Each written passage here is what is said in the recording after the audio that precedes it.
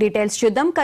Gachibowli HCU పరిసర ప్రాంతాల్లో పర్యావరణ విధ్వంసం జరుగుతోందని బీఆర్ఎస్ వర్కింగ్ ప్రెసిడెంట్ కేటీఆర్ తీవ్ర ఆవేదన వ్యక్తం చేశారు.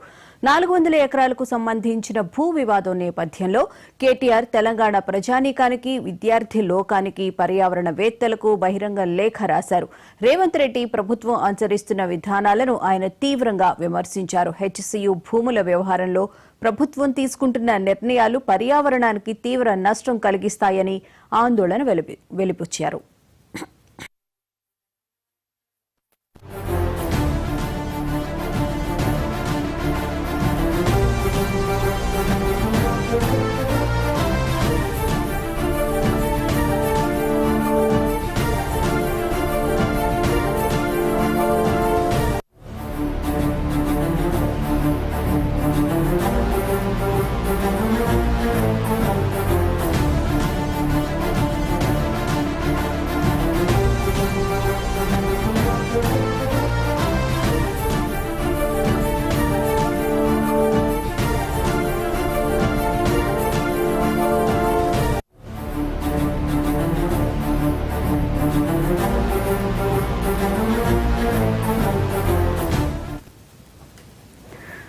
గచ్చిబౌలి హెచ్సియు పరిసర ప్రాంతాల్లో పర్యావరణ విధ్వంసం జరుగుతోందని బీఆర్ఎస్ వర్కింగ్ ప్రెసిడెంట్ కేటీఆర్ తీవ్ర ఆవేదన వ్యక్తం చేశారు.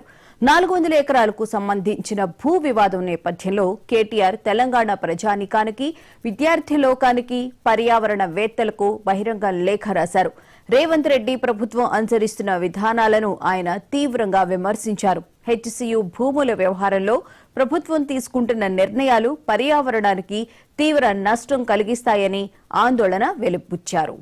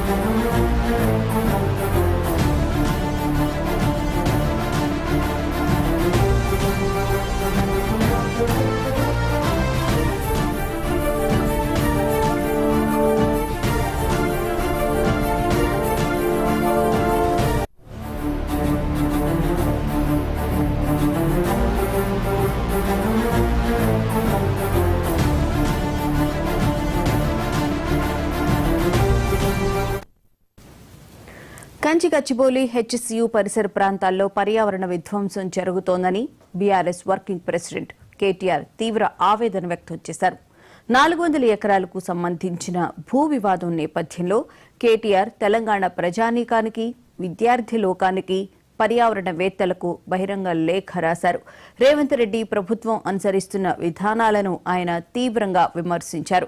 హెచ్సియు భూముల వ్యవహారంలో ప్రభుత్వం తీసుకుంటున్న నిర్ణయాలు పర్యావరణానికి తీవ్ర నష్టం కలిగిస్తాయని ఆందోళన వెలిబుచ్చారు.